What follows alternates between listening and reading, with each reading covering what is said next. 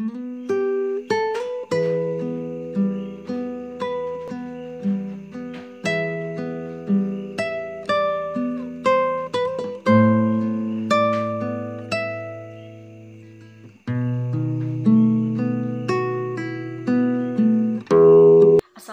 warahmatullahi wabarakatuh, dan selamat malam atau selamat pagi dan selamat siang.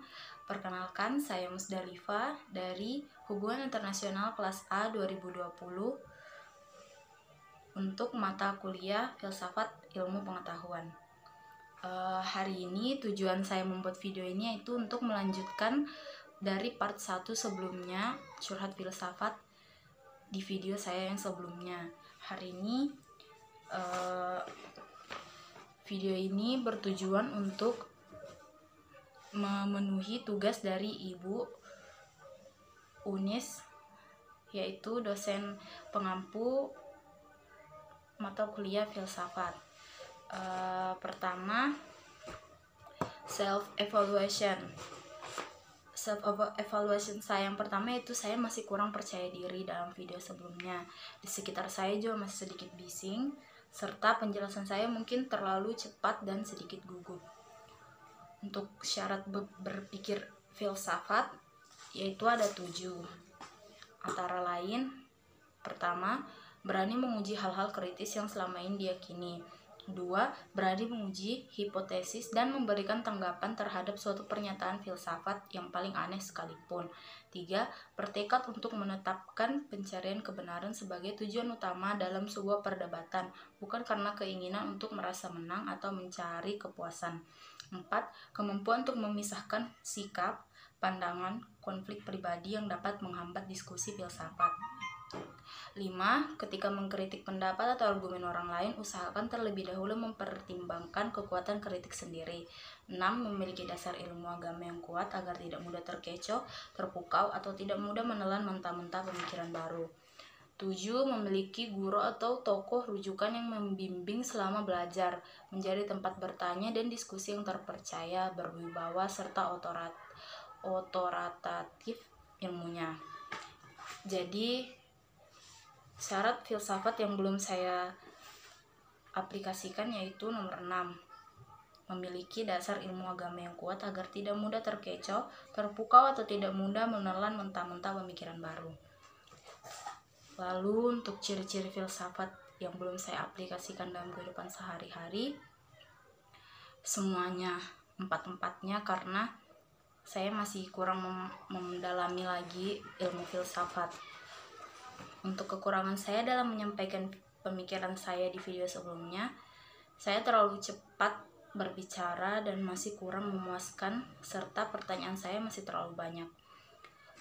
Lalu update wawasan. Sesuai dengan pertanyaan saya, yaitu mengapa manusia bisa saling membunuh? Apakah mereka tidak memiliki perasaan? Itu merupakan pertanyaan saya di video part 1 kemarin. Di antara 6 pertanyaan yang saya ajukan di video kemarin, saya memilih pertanyaan ini. Menurut saya, pertanyaan ini bisa masuk ke evaluation and level of human thinking, yaitu step 2 dan 3, yaitu logic and common thinking.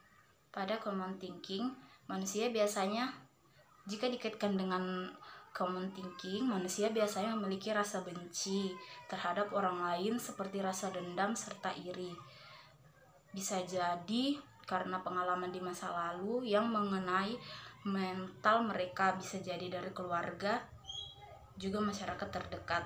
Terutama zaman sekarang ini, seperti yang kita tahu, sosial media sangat berkembang dan menimbulkan sisi positif maupun negatif. Sisi positifnya mungkin dapat kita terima, tetapi sisi negatif itulah yang dapat menyebabkan step 3 itu muncul, yaitu logic thinking. Logic thinking ini dapat menyebabkan rasa sakit hati, dendam, atau rasa ingin menyakiti muncul begitu saja dalam diri. Kita bisa lihat dari banyaknya kasus yang terjadi di Indonesia maupun di sekitar kita tentang pembunuhan, terutama biasanya pembunuhan antar keluarga. Itu pertanyaan saya, apakah mereka tidak memiliki rasa kasihan atau rasa bersalah pada kita sesama manusia yang pastinya saling membutuhkan satu sama lain. Apalagi hukum pastinya berlaku terhadap pelaku. Lalu untuk titik terangnya saya belum mendapatkannya karena saya merasa masih kekurangan materi serta pengetahuan lebih mengenai hal yang saya pertanyakan ini. Asumsi sementara saya yaitu mungkin pelaku pembunuhan ini sadar atau tidak sadar dalam melakukan perilaku tercela, karena pastinya manusia itu bisa memungkinkan juga, kemungkinan besar juga bawaan dari diri sendiri karena ingin menyakiti orang lain. Jadi kesimpulan untuk curhat filsafat part 2 ini yaitu saya masih belum mendapatkan jawaban pasti dari pertanyaan saya ini. Mungkin saya masih kurang membaca, terutama saat ini saya masih belum mendalami ilmu filsafat. Saya harap kedepannya saya bisa lebih banyak belajar lagi bersama teman-teman dan ibu.